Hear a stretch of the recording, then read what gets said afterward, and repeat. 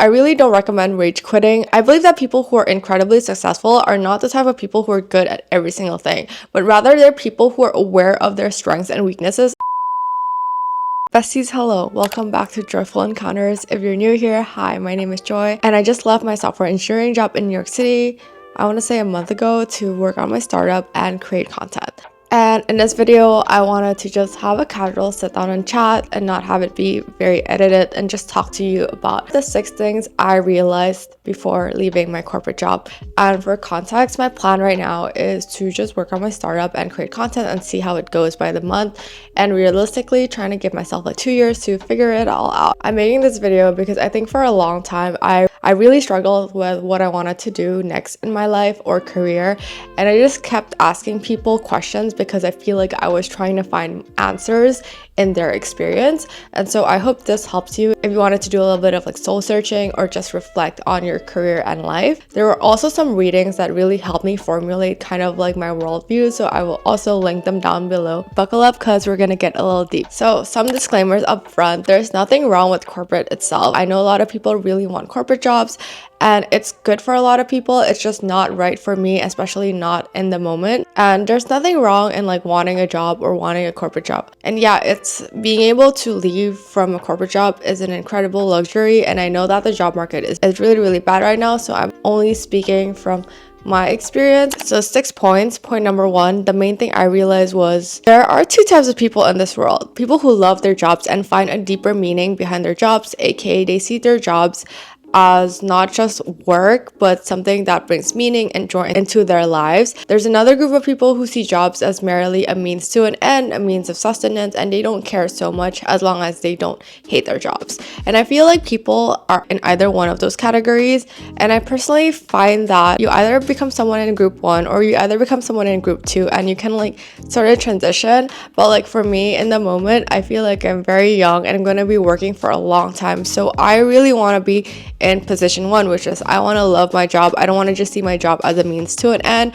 A little idealistic, I know, but it's just the way things are for me. Maybe when I am like a lot older in life, I can be jaded and I can see it just as like a job. But right now, I really wanted to be passionate and I wanted to really care about my role, which at that time at Bloomberg, I did not feel that way. So that's why I decided that was something that became like a point of consideration for me. Point number 2 is the importance of timing. One thing I realized is corporate will always be there. If I really hate everything that I'm doing and if I fail miserably, I can always go and look for another corporate job. Yes, I might not land the same exact salary with the same exact benefits in the same exact role, but I might actually find something that's even better for me. Like who knows? Risk-taking window, I feel like is starting to close on me. I know I'm still young, but I feel like as time goes by, I will just become more risk averse.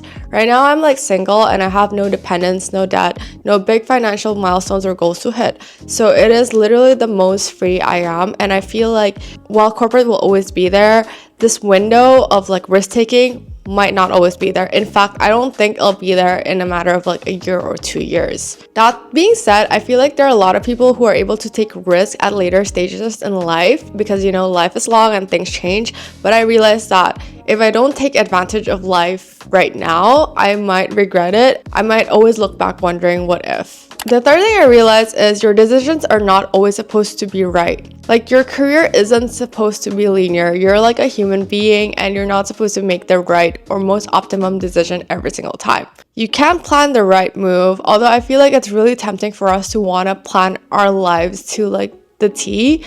I made peace with the fact that it's really hard and sometimes not planning can actually give space for a lot of opportunities that you can't think of to arise. We can only know whether or not something is right for us in retrospect, like the Steve Jobs quote, which is, you can only connect the dots looking backwards, which I completely agree. I feel like exploration is very valuable and it's something that you cannot plan ahead.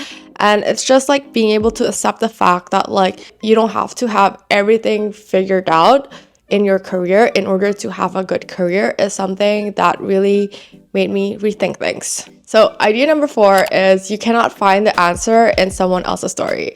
Like I was going on LinkedIn looking at people's like work experience and like reading biographies and whatnot, trying to figure out what they were doing at my age, which I realized that everyone comes from like a different background, has different priorities and different goals, and so the journey will not look the same even if you have similar-ish paths. The only way for you to know for sure or to figure out what you want is to actually go and walk through that journey. Also, most of the time when you're in their journey, it's supposed to be confusing, but you have to keep going through in order to find the right answers for yourself. And so I learned to not compare my journey with other people's, and if I were to look at other people's journey simply for a source of inspiration but not of a point of comparison. Okay, point number 5, which I can argue is one of the most important one, is the fact that pain will always be there. Like when I was working at Bloomberg, I was suffering, but it was like a different type of suffering. I was just not passionate about my role, versus like now I'm also suffering, but it's a different type of suffering.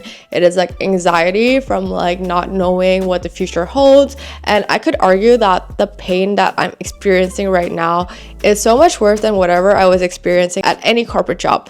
But I know that this type of pain is part of the process and it's something that I have to go through. So being able to accept that there will always be some kind of pain in life, no matter what path you choose, and you cannot avoid pain, and therefore you shouldn't be making decisions based on minimizing pain, rather make decisions on what's right or best for you. That really kind of increased my courage and ability to like make decisions.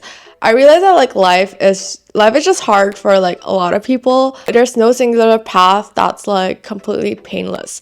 And so it's not about living a life that is painless, it's about living a life that is meaningful for me and that rings true to my value and my desires. If you make decisions based on solely like minimizing hardship, then you will miss out on a lot of opportunities to grow as a person. I feel like pain is undesirable. Like I would not wish pain on myself or on anyone, but every time I go through hardship, I feel like I grow so much as a person in ways I did not think I was capable of growing. So I definitely recommend it. Breeds meaning, and for me, living a meaningful life is the most important thing. So the last and final point is that you need to play with your strengths. I believe that every single person on this planet has some kind of talent, and they're good at something and they're also bad at a lot of things.